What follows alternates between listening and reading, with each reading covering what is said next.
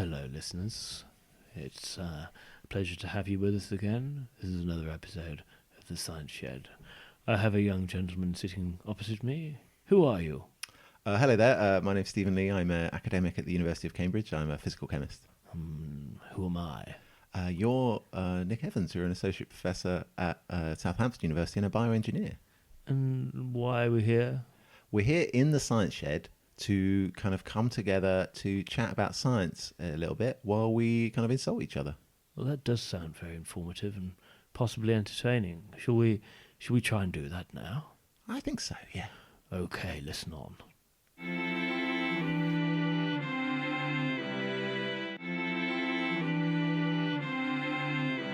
ScienceShed! We're in the ScienceShed! ScienceShed! We're in the ScienceShed! Come on, Steve. Bunsen. Burner! Dolly. Machine! Internal. Combustion! Why do we need Steam! Petri? Dishes! Oscar. Brain! Isaac. Newton! Transplanting. Hello, Steve. How you doing? Nick, how you doing? I'm all right. Yeah, it's good to be back with you again. Welcome, everybody. Another podcast, but I feel like all we just say at the start of podcasts is it's another one. Like we're constantly surprised that we've managed to get another one out. I don't know why that is. It's quite surprising. We're getting good at it now. Well, that's what you say. Well, actually, we're good at doing it now. We've done it. Like whether it's good or not is different. Yeah, no, I totally agree. But here we are. Yeah. So, what we got on the agenda this week? I don't know, right? It's completely unscripted. We don't know. I know a bit about what I'm going to say. I know what I'm going to say. I'm going to surprise Steve with some things that he doesn't know about. I'm very excited. That's a bit ominous. It sounds a bit. Oh, we'll see. Yeah. So, we're back in the ScienceShed. Yeah, back in the ScienceShed. Where it all began, Nick. This is the site of the very first podcast. I wonder whether that decomposing bird's still outside in the garden.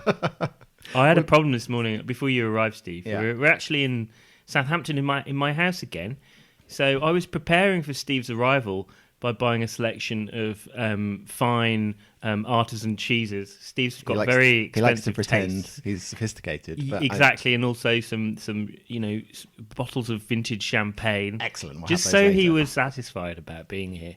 I went out of my house, all excited about what I was going to buy, and I forgot my keys. Oh, Nick, you locked yourself out. I did. I locked myself out, and usually I You're normally quite organised with those kind of things, aren't you? I'm pretty organised. I'm normally a kind have of. you got a system? Do you always have the keys in your right pocket? Wallet in the back? left. Wallet in the left. Left front Phone. pocket. Yeah. Wallet Okay. in the left front.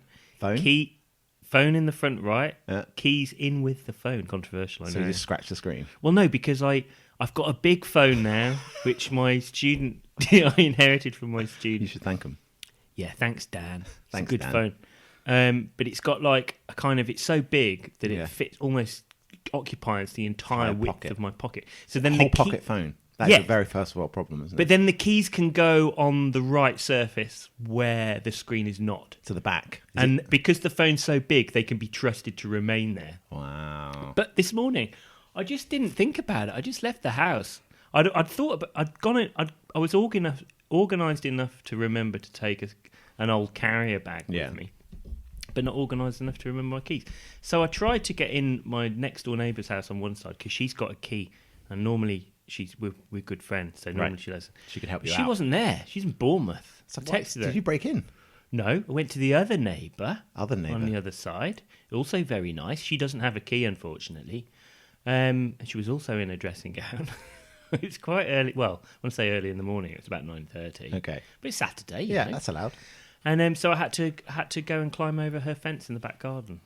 Oh, and then you left the back door unlocked. Back door was unlocked. Window was open. Well, you Happy go. days. Well, I'm glad we're here. Otherwise, So I'm we've been fully doing it- prepared for you, Steve. I've got everything you need Excellent. to sustain you through another exciting podcast. So I think we should just go for it and get on with it. All right, let's do it. Nice one.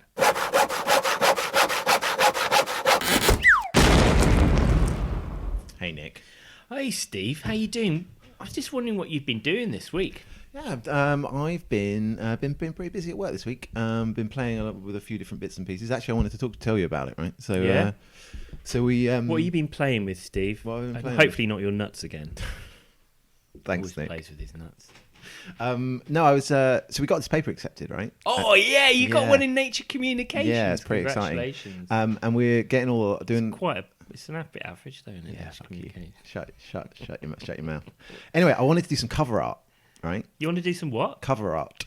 So I wanted to submit a cover art to the journal. So if anyone doesn't know, when you if you get a paper accepted in a journal, you obviously submit all of the scientific work to it. But on the front cover of that, a bit like Hello Magazine or whatever, but you can actually submit a bit of art or a picture to go on the front cover of that journal. Could you put on like a member of the royal family, like it was Hello Magazine? Or like Peter Andre or whatever. Catherine, what's her name? We're talking about pop culture. I'm way out of my league here. Anyway, you were responsible for the cover art. So did you consult with a paparazzi? Well, so I spoke to my group, and we had a bit of it. It was quite fun, right? We had a cup of tea, and we had a little bit of a kind of brainstorming session to come up with the ideas of what we could try, and all of which the ideas were like I didn't like, and it's my paper, so I can have what I want. So did you overrule everybody? I just overruled everyone. And so anyway, we use a technique in this paper which we didn't. It's an acronym, so there's a lot of science is full of acronyms. I hate your stupid acronyms. So there's an acronym. STED, STEM, STED. Yeah, STED's one. But there's one. The acronym we use in this paper was developed by Robin Hogstrasser's group in Philadelphia. It's called PAINT. And we, which stands for something that's really boring, but I won't bore people with it. But Paint's like that's a terrible acronym because it just makes me think of a really bad Microsoft program that you use. It makes me think of a paint tin. So anyway, we did this version of it. It's called spectral paint. So we actually measured the wavelength of this of the light at the same time, right? So what I thought, this was my idea, right? So I was like, I'm going to get a paint can, an actual paint can, and I'm going to put in it a diffraction grating, right? And I'm going to get a white light source with an optical fiber, and I'm going to drill a hole in the back of the paint can, and I'm going to have a rainbow coming out the top of the paint can. Right? So I was like, oh, really smart. And then, so I found everything, all the bits and pieces, and then I had to go and buy an empty paint tin. So I went into Farrow and Ball in Cambridge. I don't know if you've been to Farrow and Ball. It's not a place I'd imagine you would ever go, Nick. I don't think many people will have heard of Farrow and Ball. Yeah, well, I live in Cambridge. There's lots of middle class people there. So Farrow and Ball. I would go to Homebase. Well, I went to Farrow and Ball because it's right around the corner from the department. And I walked in, I was like, can I have an empty paint tin, please? And the woman there looked at me like I was just totally mental. And totally justified as well. Yeah, so I was just like, and I had to give her this whole, I'm a scientist working in the chemistry department. Did you not give her a sort of primer and say, oh, this is a strange request? No, that's exactly what I did. Yeah, I said I've got an unusual request. But anyway, we had a discussion, and she was like, what do you want it for? And did you see I used the word primer there? Primer's good, yeah. Primer. It's a bit of a good primer. Because the pun on I missed that. I only knew afterwards. Right. Anyway, carry on. Yeah. Oh, you're so nice. It's fun working with a professional, Anyway, so we had a little chat, and she was like, that sounds... I explained to her exactly what I've just recounted to you. And she was like, yeah, no problem. So she went in the back, and she gave me a load of paint tins. Sweet. Yeah, and so I went back, and I was like... Were they clean? They're brand new. But how do you get empty paint cans? We go to Farrow and Ball when you ask for them. But hang on a minute. Why would they have empty paint cans? Because they fill up the paint kits in there, I suppose. Don't they just buy it from some factory somewhere? No, I think, apparently not, because they had empty paint. So they've got like a paint factory in the shop. Well, I went in the back. They dollop it all in? Yeah, I went out the back. I do not believe that. It's true. Well, it's like some kind of apothecary shop, and they're mixing up with a big cauldron at the back and a big stirry spoon. Yeah, brooms walking around. And... Yeah, so we... So I went in and told her, and she took me out the back. She showed me all the paint and stuff, and then she gave me these tins of different sizes, all for free. And so I took them back to the lab. Right. And I got to... Drilled a hole in it? Well, drilled a hole in it, but it's actually quite hard to drill a hole in a paint can. Yeah, I don't know how you do it. You probably need more of a corkscrew type. Well, I did it with a Forstner bit, which is the wrong bit to use. But I drilled a hole in the back of the paint can. Anyway, got it in all set up. And then obviously, when you... obviously, if light just came out of the paint can and you were trying to look at it at right angles, you wouldn't be able to see it, right? So there's light going past our eyes all the time, but we only see if it interacts or bounces off something. So what did you do? Well, so I went and got some liquid nitrogen. Oh. Yeah. So actually, while I was doing it, someone walked into the lab and I was drilling a hole in a paint can, and they walked in, and I just had this little moment where I kind of looked up, comedically style, and they were like, what are you doing? It's a bit weird. I can picture it in my brain. It's a bit Monty Python-esque, isn't it? It is a bit, yeah. So anyway, we got some liquid nitrogen, and we tested out it worked. And I'm gonna I'll show. Shall I show you a picture of it? Do you want to show it? Well, yeah. Well, you could put it on. I will tweet it. You can put it up later. So I'm going to show Nick a video of it, and actually, I suppose we can't really put this up until this is where they've decided they want. Yeah, this you need to. But I'm going to show Nick a movie of this now, and hopefully we'll put it up on the. So So a movie. Oh, that is wicked. Isn't That it is cool? Really cool. So there's The paint can is not very aesthetically pleasing. Well, this isn't the actually. final version. This was just checking to see if it worked. I'm about to show Have you you. done what I'm the working final on. version? Yeah, I'm working on the final version. Oh, at the awesome! So moment. you've not actually submitted it yet? No. I'm actually working on it. So I'm just going to turn my laptop That around looks now and cool, show Nick man. what I'm doing. But anyway, so we had to then get some nitrogen. We took a load of pictures, stitched them all together, and I'm kind of working on it now. Oh. But this is what it's going to look like. Oh, that's awesome! Isn't it man. cool? Yeah. And I've got to change all the things that say Farrow and Ball so it doesn't say Farrow and Ball. Yeah, in because post, that would otherwise be I'll just get like sued. advertising stuff. Yeah. But maybe that what might happen is Farrow and Ball, they'll be sitting in their coffee room one day, thumbing through an The issue edition of Nature Communications. and they'll see their paint can, and then they'll say, "Well, we'll have to give Steve Lee a life supply of Or Farrow sue and Ball me. paint." Yeah, well, or they could fund my research. They're not going to sue you, Steve. Why would they sue you? It's good publicity for them. Well, is it good publicity for them?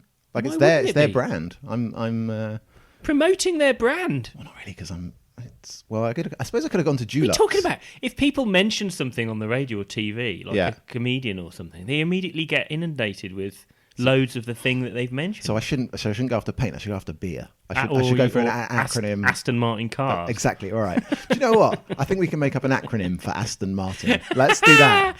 Well, anyway, that's just let me know how you get on with that. We can Yeah. follow that up later. Well, exactly. So I'll submit that now. Hopefully next week, and then we'll find out how it goes. Good luck with that, dude. Thanks, mate.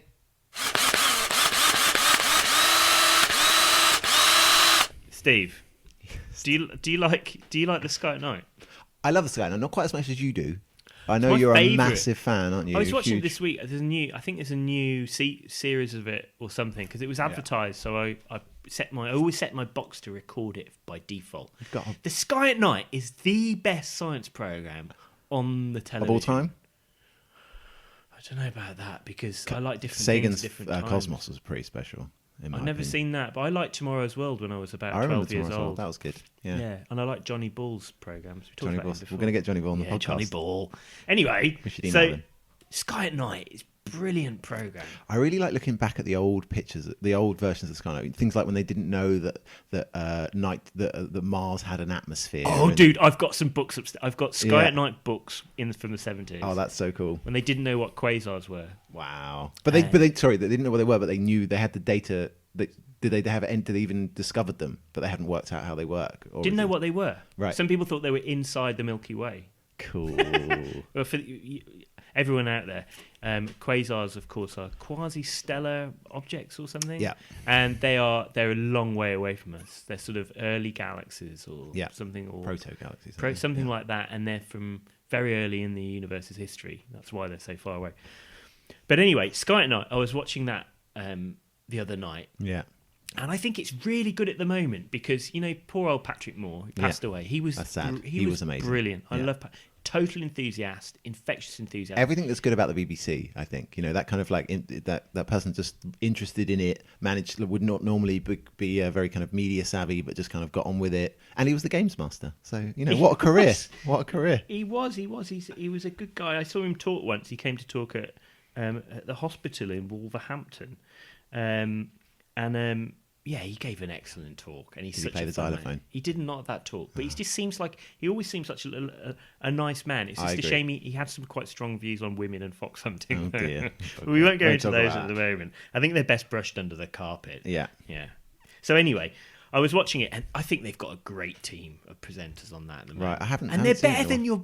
I don't like your Flash Harris that you get, like your Brian Coxes. You and don't that like lot. Brian No, I like someone who's a bit. I think the enthusiast, I know what you mean, is it's kind of the people that do like it, really like it. So they've got Chris Lintott on it. Yeah. And I like Chris Lintott. He's the guy that's always been on it for a long time. He's been on for ages, Yeah, but and he's he's- actually an academic as well, right? He is an Yeah. academic. And then they've got Jim Al-Khalili, Yeah. who I also I don't like. like Jim. I've met him a I couple like of times. He's I've never met him. You've met him? Yeah, a couple of times. Right. Oh, well, I don't know. I mean, Yeah. I've not met him, but I think that he's... Not like to have a beer with, just I was in a room with him. Yeah. But I think he's quite... I like he's understated. I think he's too. I think he patronises people. No, I don't think so. Maybe it's just because I'm stupid. Or you also patronise people too, maybe. Maybe. Oh, you're coming back at me. And then they've got the best of the bunch, Maggie, I think she's called Aderin Pocock. Maggie Aderin Pocock. She is exceptionally good. Really? She's brilliant. This is interesting. I want to hear. I love her. Yeah. And she's got a very clipped way of talking. Yeah. Very fast way of talking. She's a bit of fashion like that. And then we're going to go to Chris. And we're going to talk about it. Yeah. We're going to go. She's like that, and I'm immediately kind of like engaged. I fancy her a little bit. A little bit. She's got a sparkle. She's got a sparkle in her eye. Yeah. Maggie, if you ever listen to this, Single tear I'm in rolls down Nick's. Southampton. I can tell you when Maria's away.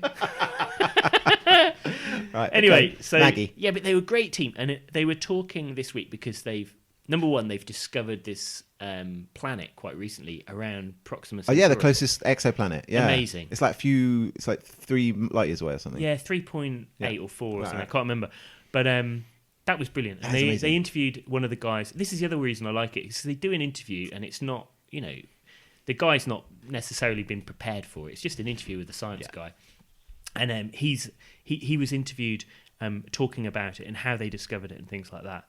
And it was really nice. It was really nice. And, it really sort of brought home how important that discovery is as well. Right. Because the planet is around the orbit of... And it's in the Goldilocks zone, right? It's a habitable planet. Yeah, like it's slightly different. So this planet is not It's got like an elliptical our orbit sun. or something. Was that right? I don't know, but it's very close. It's something like it would be within Mercury's orbit if it was in our solar system. Right. But the star, I think, Isn't as hot. It's a red star, so it's much cooler. Yeah. And the habitable zone the temperature zone would be much closer as well. And So it's very habitable zone is similar obviously to where water is in its liquid could state. be if there were an atmosphere to it. So, but they don't know anything like that. All they've done is measured the wobble of the star. Yeah. But anyway, I thought it was really well explained. Yeah. And it talked to the actual scientist who'd done it.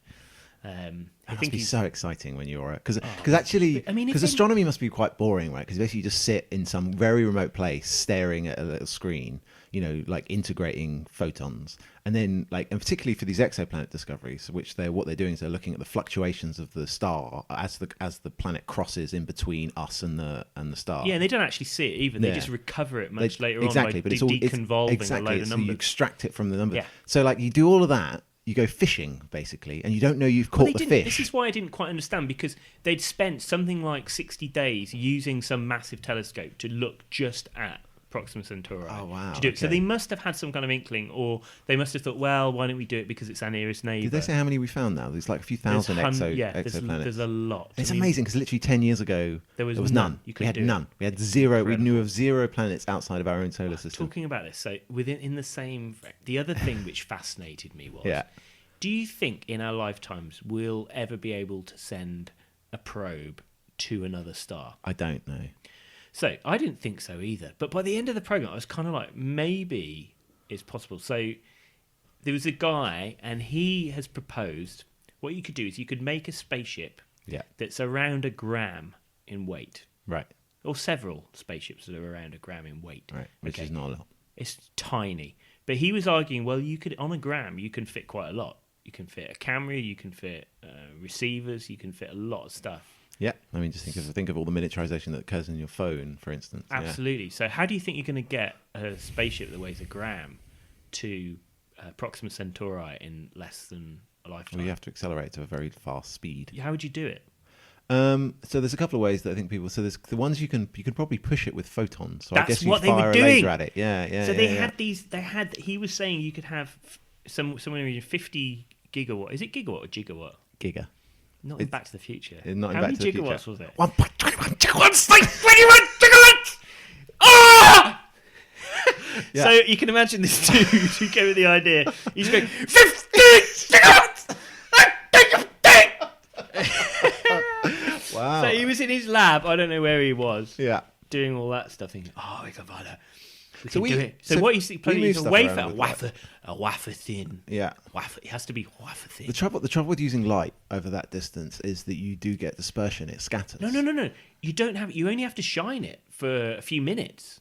All right, you just You zap speed it up. You zap it, and it will accelerate to 20% of the speed of light Wow. within a very short period of time.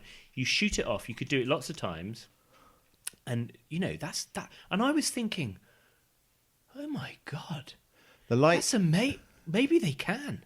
But then I suppose, okay, so 20% speed of light, it's going to, we go, then it's got to send that light back, Yeah. that information back. So it's going to be, Oh, it's on the order of a lifetime. Pissing all over my bonfire now. I Yeah, know. we're never going to. Oh, It was interesting. So I was listening to it's a kind of related thing. I was talking about you'll like this, Nick, right? It's on space related. So there's talking about the discovery of gravitational waves, which was a year ago yesterday. Oh, was right? it really? Yeah, which was the announcement. And I was listening to this person describe it, and they were saying the technology that had to be developed in order to detect this, which is a huge discovery, gravitational waves. It's predicted by Einstein. We never thought we'd ever detect them. And the reason we did is that two labs independently made this measurement at the same time when two black holes collided with each other. And that's the only time that we see sufficiently enough violent things in the universe to be able to detect them. Anyway, the interferometer that measured these things measured the bend of a laser light, to less than the width of a proton in two separate labs in order to confirm it. Like, isn't that amazing? Like it's just imagine the light just bending just a tiny bit, less than a proton. sounds a bit suspect to me. Amazing. It's like that whole thing with them landing on the moon. Never bloody happened, did it? All right, let's get on with that.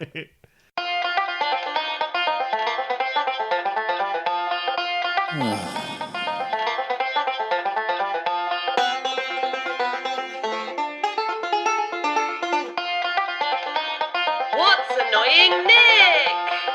Steve, something's been annoying me. Really, what's up, Nick? It's the Francis Crick Institute. The Crick. It's The just Crick about to Institute. open at Just King's about Cross. to open, yeah. Yeah, headed by Sir Paul Ness. Initially. Yeah. It's been annoying me a bit. Why is it? What's wrong with the Crick? I don't know, and I think you may be able to convince me Do you know otherwise. what? I'm secretly a little bit annoyed by the Crick too. I'll tell you the reason. Can't play good cop so I'll tell you well. why reason that I'm annoyed by the Crick is Yeah. that, and I'm not sure whether it's through my own mediocrity Yeah. and sort of a sort of being jealous about it, or whether it's a de facto. I've got a reason that I should be annoyed about Is it. it snobbery? Is it? There's I a don't- certain so amount of elitism, I think, in the Crick that's been knocking about. Generally, I don't like clubs and society. I'm not a big establishment person. I know you're not, Nick. No. And I don't like elitist groups of people. And science should be the opposite of that. It should enable everyone. It should be about ideals. A little bit, but then there's a dichotomy with the Crick because that's kind of their whole ethos at the same time. Getting the best people. Well, just kind of like having some kind of open thing that's going on. All of the best UK researchers in one place. Yeah. Anyway, rewind. So, the Francis Crick Institute. It's a new institute of a new building which has just been completed in London. And Yeah, if it's you right by King's go Cross through station. London and you go to either King's Cross or St Pancras, you'll see this big, huge building, and it's a really impressive thing. It's kind of tall and it sort of bends out a bit at the top, and it looks almost like a boat-like structure. Very impressive looking building. So this was conceived, I don't know, maybe 10 years ago. So it's come to fruition from sort of a seed idea to fruition in less than 10 years. Built with, it's high-tech building. It's funded jointly by like multiple research councils and the Wellcome, and it's supposed to be a kind of big collaborative thing for kind of biomedical research. Originally it was a new home for both the Medical Research Council laboratories, which were at Mill Hill in North That's London, right, yeah. and also I applied for a job there. They didn't give it to me. they must have been crazy, I know. Steve. Yeah. God, think about you walking through those corridors in your leather jackets. They would. Anyway, yeah, and also the Imperial Cancer Research Fund, which is now Cancer Research UK, which is at Lincoln's Inn Fields. Subsequent to that, a load of other people put loads of money into it. So Imperial and King's have put money into it, and maybe a couple of other places as well. I think so. Yeah. Cost something. I think it cost 700 or 800 million pounds to build the place, and it's going to be funded every year by about 150 million from the MRC. But basically, it's kind of some kind of utopian science place. There's no departments, no divisions. The first staff are all of the old PIs from Mill Hill and from the cancer research place, and then gradually they'll all die, right? Yeah. And then after that, they're only going to allow PIs to be there for a maximum of 12 years. Yeah. All right, and there's all. What annoys me is all these. We're gonna have. Oh yeah, it's gonna be all open plan, right? We're colour coding the floors. We're gonna have open coffee areas to allow interactions. It's all about interactions. We're going to put people higgledy-piggledy. I agree with They'll all that. interact, and then you'll have coffees and things will take off. And I've got a quote from someone who's commented on it here. Right. And he says, yeah, and now they're all in one building. Suddenly the discoveries will flow. It's just bollocks, he said. This is in Nature. I'm not going to quote who it was. I can't actually. I haven't written down his name, but I was kind of the thing that I thought, well, that's kind of bollocks, because a lot of that happens anyway, doesn't it, Steve, at university? Well, it's an interesting point. So I think, my experience with academics is that if you get interested people together, they normally come up with good ideas. And I think any barrier that people get really busy. We've spoken about that before, how busy you are if you're an academic. And any opportunity you can to get together and to talk about what you do, I think will probably lead to good examples. So if you look, for instance, at the LMB, the Laboratory for Molecular Biology in Cambridge, which I think as institutes go is the most successful thing the world has ever done in terms of Nobel laureates. It produced something like 17 Nobel laureates in 40 years or something. It was wacky, and they had exactly that philosophy, right? It's tiny building, falling apart right from the start. There was wrong shape, wrong idea, when they'd just been given a load of money by the MRC to build a new one, right? Because they've been so successful, which is great. And one of the main focal points of it was, well, how's the T-bar going to work? Because they wanted academics to get together and chat in an effective way. They didn't make it free. I would have made the coffee free. I think if you're spending 700 million quid on a building, you can afford to give everyone a cup of tea. Are you talking about this new building now? I'm talking about, this is for the LMB in Cambridge, but I think the idea of the Crick's probably very similar. I think getting people together and things like is probably, I think the philosophy of that is actually is a good one, and I think it's, although I agree with you about the academic snobbery, that just because like being in the Crick is like somehow, actually a colleague of mine's just got a secondment there for a couple of years, and she's like really excited about it, and that's really cool. But she went for a kind of interview panel, and there's very much this kind of feeling that they are somehow on some level kind of superior. Yeah, exactly. And I don't like that. Because blessed you. Yes. Well, it feels like the clergy. It feels like that they're the Pope. And it's been nicknamed St Paul's Cathedral. Yeah. St Paul knows. And one of the stated aims is, we hope that when they've had their 6 years, they'll go out into the country and take it with them around. It's like bloody evangelism or something. Well, no. So look. We'll go and proselytise. Look at the business world. So take McKinsey, right? So McKinsey is a management consultancy. For people that don't know, it's quite often known as they call it the CEO incubator. They're just a bunch of rich bastards. No, something like 80% of all CEOs in the Fortune 500 list in the US have worked for McKinsey at some point. Yeah, but I reckon a lot of that is just the kind of. But their model. They're kind of it's who you know. It's one of these things you get That's contacts. True. Yeah. I think there's definitely a professional It's like people who go to aspect. Cambridge, they all know each other. A lot of the comedians that go to Cambridge, I like a lot of them, but they're all in touch with each other, and like each other, and it becomes kind of a boys shaky hands club. Yeah, but I think so. So if you take my McKinsey example, right? They know when you join McKinsey, you know that 90% of those people will not progress in the company. They will be out within 4 years. But you go in there knowing that, and what that means is because they have that high turnover of staff, those people go on to become CEOs and spread that professional network, and it's actually built into the company that they expect you not to stay. And I think there is a tendency, I definitely have colleagues, I'm sure you have the same, that people kind of get a bit comfortable, in an academic position, you just kind of doing things over. And I think a turnover of staff is healthy. We do that in business, and in every business does that. In academia, you don't. The only way you leave is by the grave, and that seems a totally unproductive way. Well, first of all, I don't agree with you, Steve, about that. You're wrong. Because I think a lot of academics do leave because they get kicked out of the universities. Universities restructure their departments quite often. That often leads to redundancies. It's not that rare, I don't think. I mean, I haven't got any statistics to show, but it happened very recently in one of the London universities, and a high proportion of their staff got trimmed off dead wood. I mean, I'm not saying that that's necessarily a bad thing. Maybe you need to do that from time to time. But that's different from having that built in. That actually built in to the structure, right? If you come in, you're going to be here for 10 years or 12 years, or whatever that number is.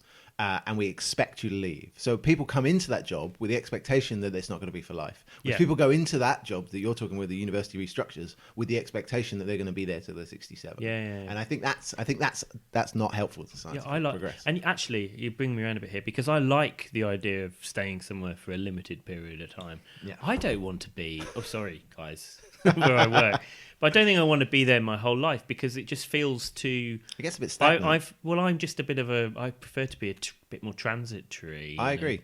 I think it's healthy. Another objection people have raised to it is the high cost of living in London and citing it in London rather than somewhere else in the country. What do you think, Steve?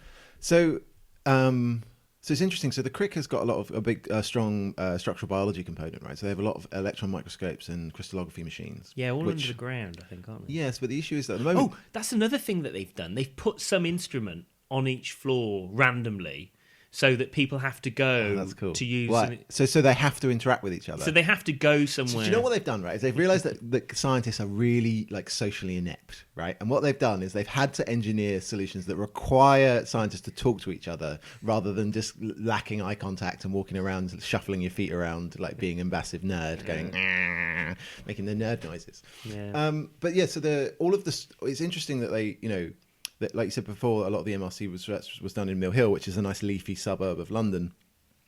And they have all this equipment that's incredibly sensitive spatially, right? That's, that we're measuring things that are on the order of an angstrom, which is, 10 billionths of a meter, very, very small.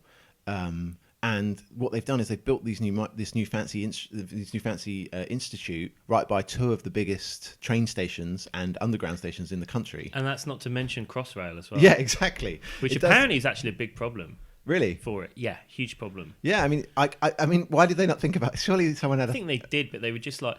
I think they were kind of idealist about it. And, I mean, I think that the criticism that I raised about it being expensive, I don't think that's such a criticism, actually, because a lot of people at that stage, younger people...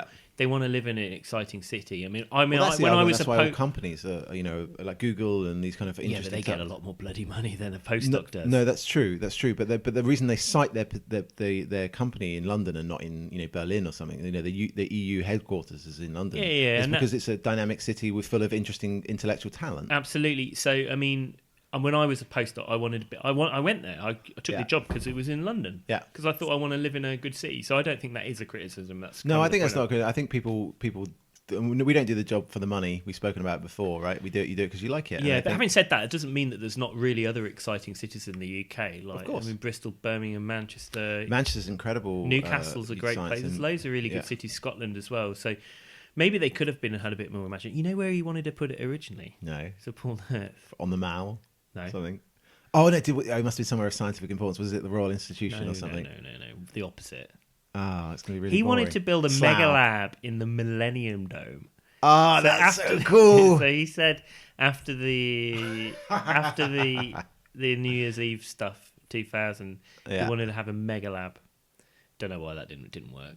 A bit silly, really. Awful. We've been weird.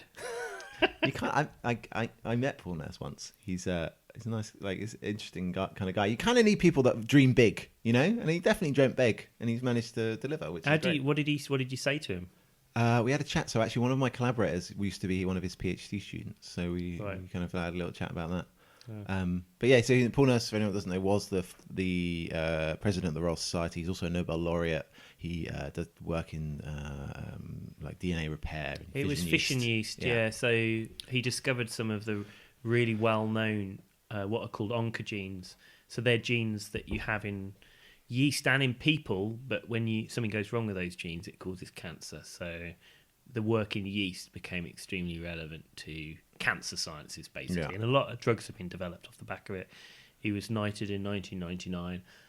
He seems to be a bit of a visionary type guy, but he's now not really. He's a figurehead, really. Doesn't. I think that's true of anyone in that kind of position. It becomes harder. He ran somewhere in New York for a while as well. Right. Okay. Well, no. I mean, I'm excited by the Crick. I think it's good to try new things out. I admit it's a lot of money. It's an eye-watering amount. I bet you resent the people that work there a little bit. Well, I know someone that does now. So do you resent well, actually. Actually, she's going to be one of. We're going to interview her for the podcast. She's going to come on. Also, We're going to can't talk wait. to her. Yeah, isn't that? So she's going to. She's going to be on. We're going to discuss maybe about her research. Maybe we can play her this little conversation prior to starting, and then she'll never she speak to me can again. tell. Yeah.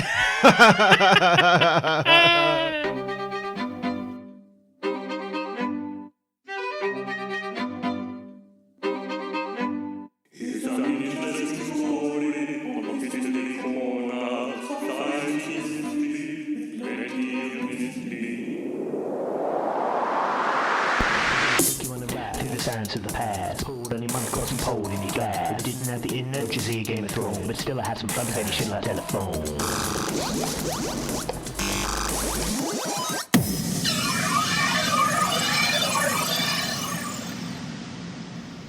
Steve, Nick, do you like poetry? I like poetry. Yeah. Do you? Yeah. I've got a poem for you. Is it a sciencey poem? Well, I was going to ask you, can you tell me what the numerical, mathematical significance of this poem is? Okay. Are you ready for it? So numerical or mathematical, both. Well, I meant what I said. Oh, okay. Sir, I send a rhyme excelling in sacred truth and rigid spelling. Numerical sprites elucidate, for me the lexicon's dull weight. If nature gain, not you complain, though Dr. Johnson fulminate. It's a hard one.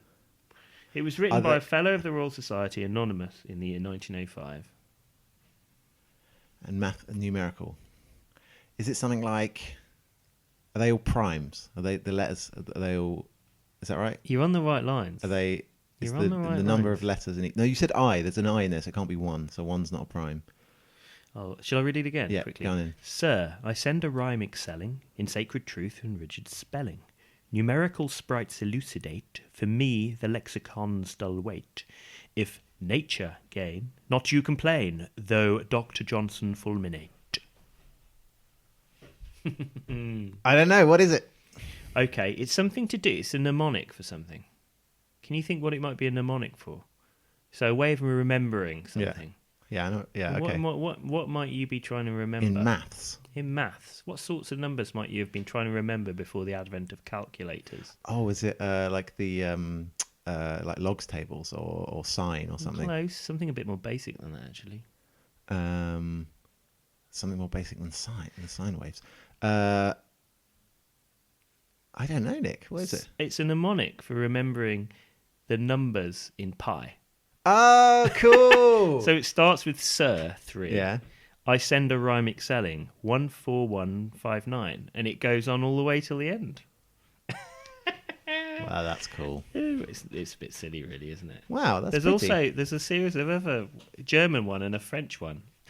I'm not going to bore you with it. So but the same idea, the same mnemonic, but they're just in French and in German. Dear or held or alter Philosoph der Reisen Gini. I can't speak German. I'm better at French though. Right, come on in. Que je me faire apprendre un nombre utile au sage. That's my Brummy French. black country accent. Que je me faire apprendre. It's interesting, isn't it, to think that used to be useful. That it's like remembering the 8th digit of pi now is completely useless to our lives. It's important, but there's no need to remember it. Yeah, it's a time saver, isn't it? We don't have to bother learning these poems. But I think you lose something of the beauty of the world. Indeed, indeed.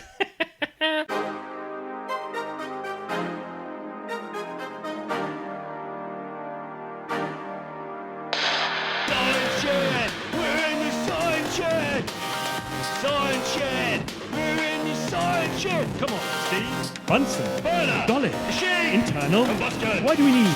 Petri. Dishes. Oscar. Base. Isaac. Newton. Transplanting. We've come to the end, Nick. Well, I do need to go to the toilet, actually. I'm kind of bored of you, to be honest. Well, that does happen. I might as well just go home. Oh, well, it won't be long till we see each other again. That's true. Hopefully people like the podcast. And if they want to hear more, they should interact with us on social media, on Twitter. I'm Steve the Chemist. And I'm the Evans Lab. We're also on SoundCloud and on YouTube. Oh, YouTube. We've actually got a Twitter account now. The Science Shed's got a Twitter account, not just me and you. Whoa, who's going to write things on that then? Well, either of us can. Oh. But mainly I me. can barely handle my own one. Yeah, well, it's not so you spend a lot of time on Twitter, really, is it, Nick? Yeah, so hopefully you enjoyed it, and we'll see you next time. See you guys. Bye.